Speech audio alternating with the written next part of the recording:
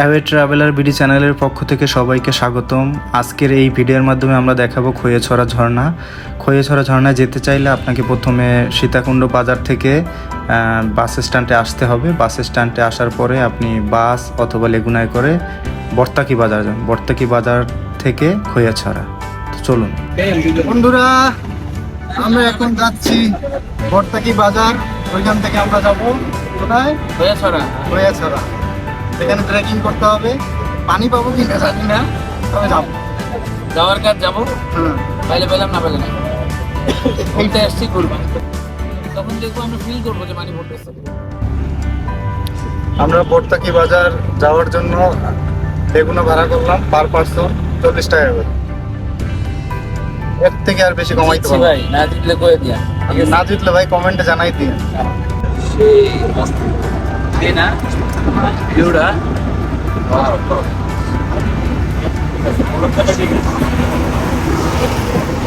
হচ্ছে খৈয়াছড়া ঝর্ণার main gate. এই গেটের মধ্যে থেকেই আমরা যাব। খৈয়াছড়া ঝর্ণায় যাওয়ার জন্য আপনাকে বর্তাকি বাজার থেকে একটু সামনে এগোলে পরেই আপনি সিএনজি স্ট্যান্ড দেখতে পাবেন। সেখান থেকে সিএনজি করে আপনাকে যেতে হবে পাহাড়ের ঢালে। 20 টাকা করে এই পাহাড়ের গোড়ায় নামাই দিবা? হ্যাঁ, পাহাড়ের গোড়ায়। এক থেকে 5 জন। 5 জন না? 5 জন চড়া যাবে, তাই তো? 4 জন উঠতেছে, এই কারণে রিজার্ভ নিতেছে, এই কারণে 100 টাকা। জি, আচ্ছা, ঠিক আছে। ঠিক আছে। বর্তাকি বাজার থেকে আমরা সিএনজি নিয়ে নিলাম। আমরা সিএনজি রিজার্ভ করে নিয়েছিলাম, যেহেতু আমরা 8 জন ছিলাম তাই 2টা সিএনজি রিজার্ভ করেছিলাম। প্রতিটা সিএনজি 100 টাকা করে নিয়েছিল। আপনি চাইলে সিঙ্গেলিও যেতে পারেন, সেক্ষেত্রে পার পার্সন ভাড়া পড়বে 20 টাকা করে। আমরা এখন যাচ্ছি পাহাড়ের ঢালে। পাহাড়ের ঢাল থেকে ট্রেকিং করে আমরা চলে যাব খৈয়াছড়া।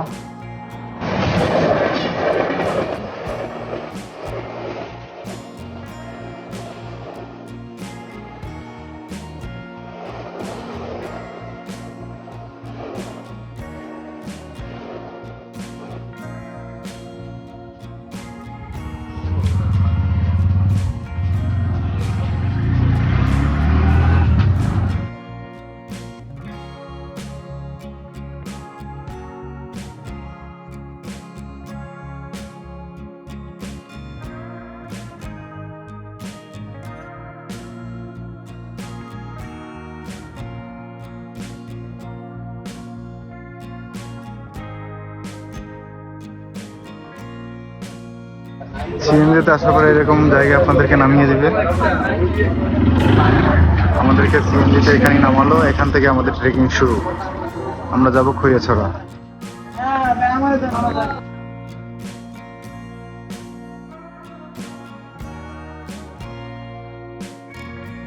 বন্ধুরা, আমরা ট্রেকিং শুরু করছি। আমার গ্রুপ মেম্বাররা সামনে এগিয়ে গিয়েছে, আমি সামনের দিকে আগাচ্ছি। আপনাদেরকে যতটা সম্ভব দেখানোর চেষ্টা করব।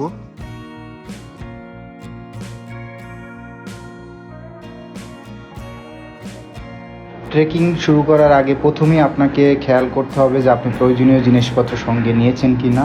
প্রয়োজনীয় জিনিসপত্রগুলো হলো আপনাকে ট্রেকিং করার জন্য প্রথমে নিতে হবে একটি বাস। আর এই বাসটা আপনি যে কোনো দোকান থেকে ভাড়া নিতে পারবেন।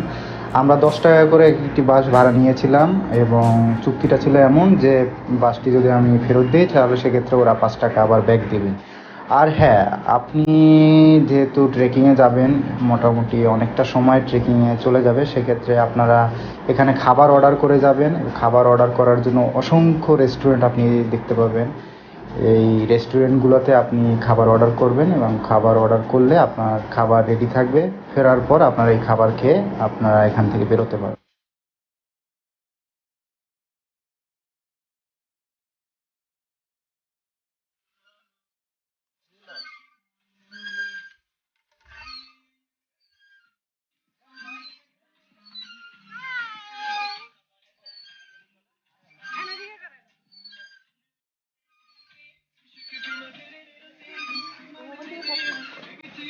ও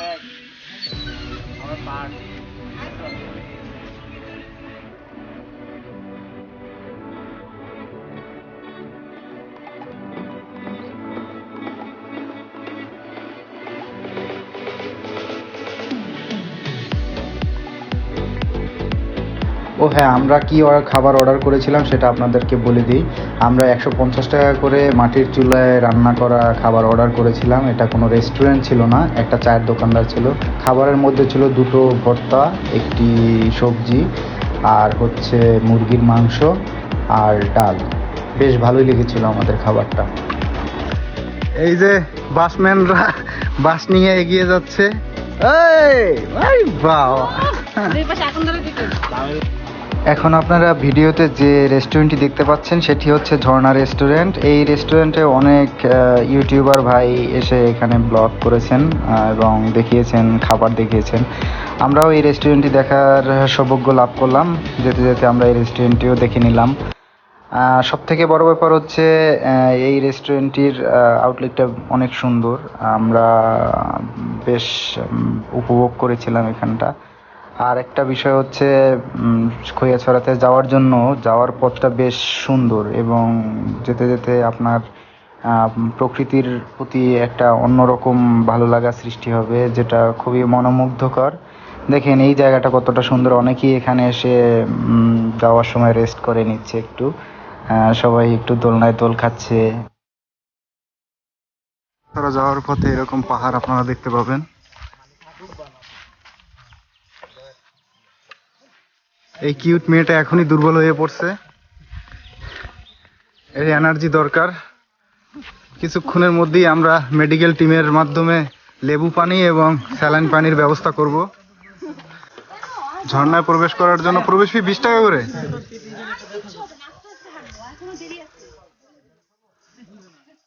এটা কি বাংলাদেশ সরকার থেকে ই করা?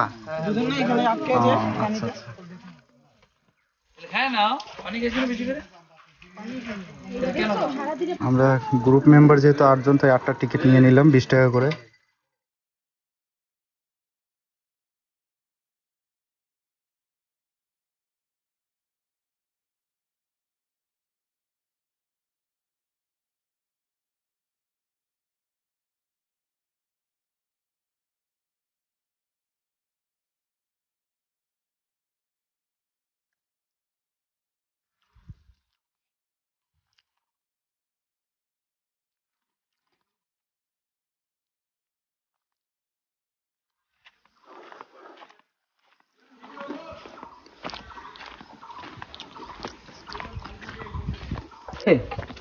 ফাঁটা কাটছে না, বুঝছেন?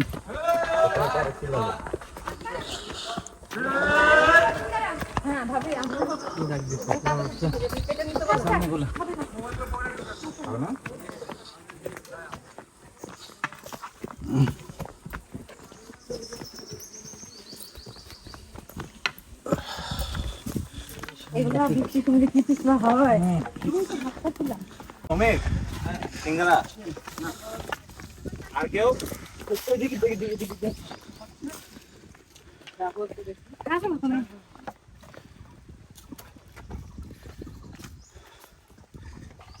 মজা না বলেন? সেই কোন আপনি এই ভাই আসছে। ফিলিং কেমন? হ্যাঁ, দেখে চলো। অনেক ভালো, অ্যামেজিং লাগতেছে, বাট খুবই কষ্টকর, খুবই কষ্টকর। বাট থ্যাঙ্কস তোমাকে, তুমি এত সুন্দর করে আমাদের এই ট্যুরটা অর্গানাইজ করছো, যার কারণে কষ্টটা অনেক কমে গেছে। দেখ, আমরা ঝর্ণার কাছে এগোতে থাকি। এরকম যাওয়ার সময় ছোট ছোট ঝিরিপথ আপনারা দেখতে পাবেন। বর্ষার সময় আসলে এটা কত ভয়ঙ্কর হতে পারে বুঝতেই পারছেন। বর্ষার সময় খুবই ভয়াবহ হবে এই টাইপের ঝিরিপথগুলা। আমরা আসলে যেহেতু মার্চ মাসে গিয়েছিলাম, তাই ট্রেকিংয়ে তেমন কোনো কঠিন বাধার সম্মুখীন আমাদের হতে হয়নি, কারণ পানি ছিল না। যদি পানি থাকতো তাহলে হয়তো ট্রেকিংটা একটু বেশ কষ্টকর হতো, তবে আমরা বেশ উপভোগ করেছিলাম।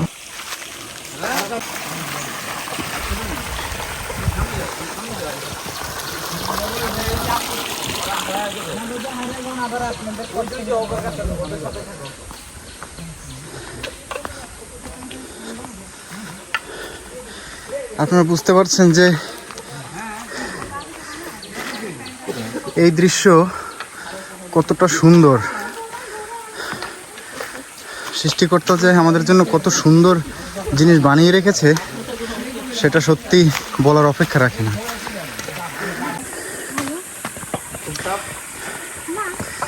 চিন্তা কর যে এটা বর্ষার সময় কতটা ভয়ঙ্কর হবে। হ্যাঁ ওই সময় টাফ হবে। এখন তো শুকনো পানি নেই, তাই তাইলে তো বেস্ট টাইম এখনই এটা মনে হয়। হ্যাঁ ভাই এই যে এই জায়গাটা আমার স্মরণীয় হয়ে থাকবে, এমন রকটান খাইছিল এই মোড়টায়। ইভেন ওই যে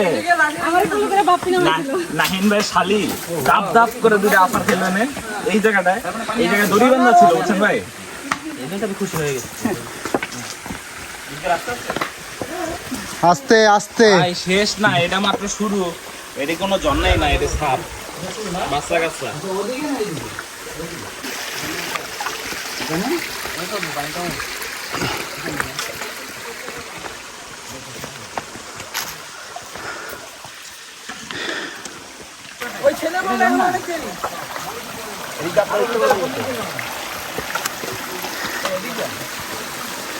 এইটা কততম স্টেপ?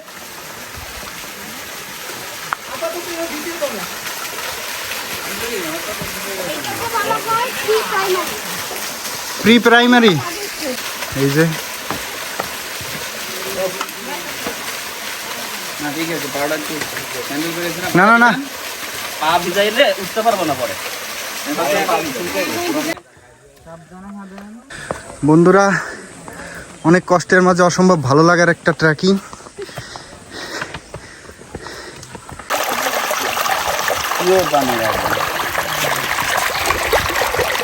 যাও তোমরা যাও, তোমরা যাও।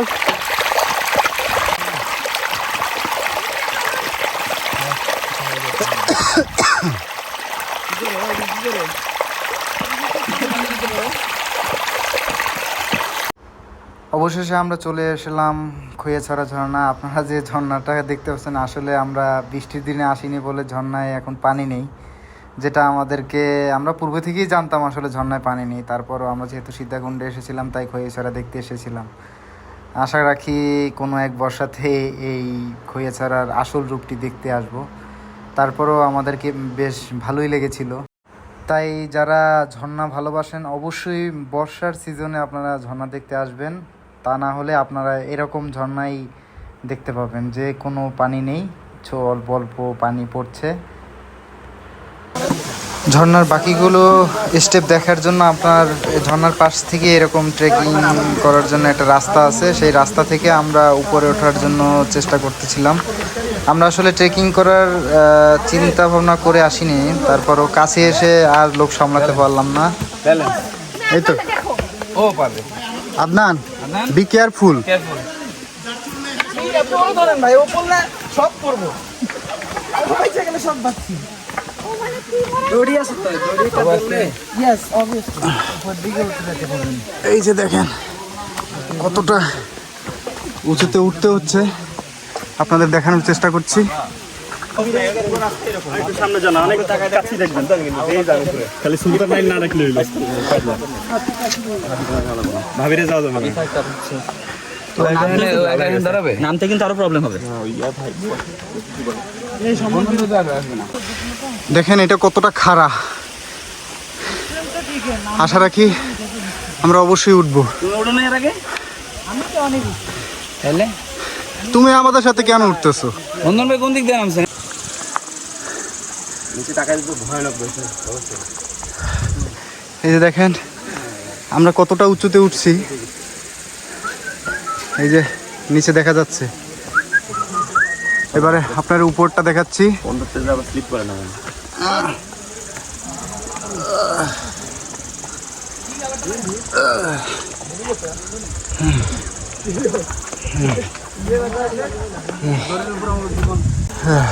এটা তো বেশি পড়ে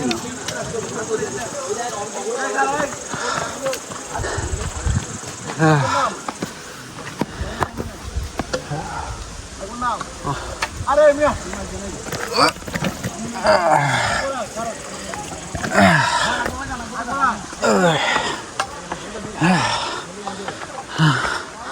বুঝতেই পারছেন কতটা ডেঞ্জারাস ট্রেকিং।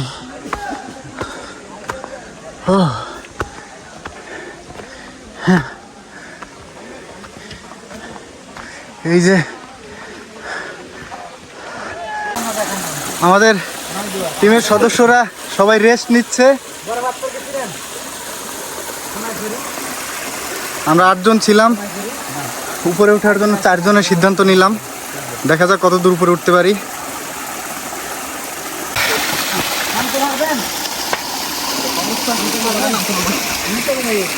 আপনি চলে যান ভাই। ওদের সামনে যে ওদের সাথে থাকো।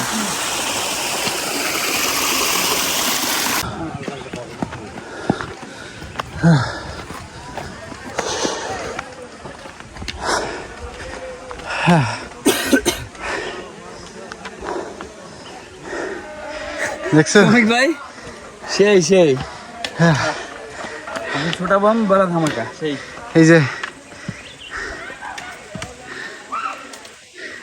আবার আমরা আরো উপরের দিকে উঠছি।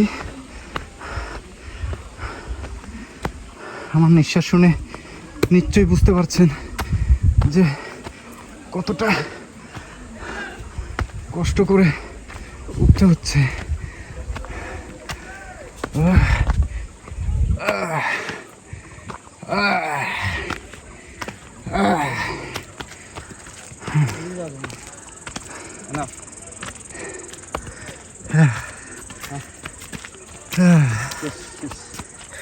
অনেক হয়েছে।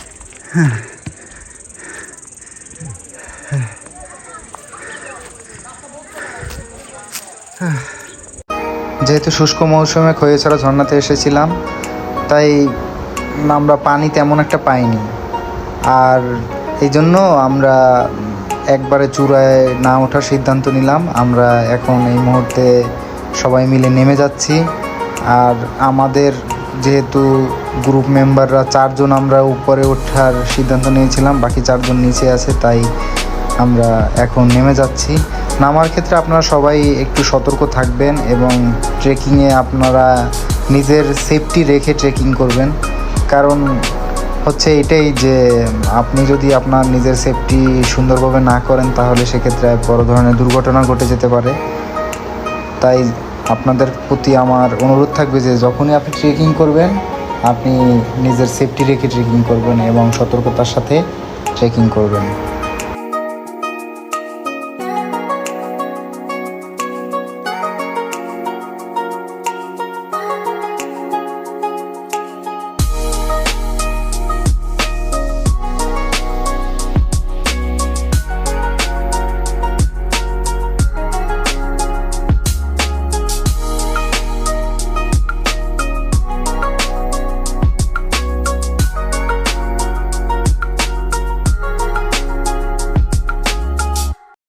আমরা দেখতে দেখতে ভিডিওর একবারে শেষ পর্যায়ে চলে এসেছি।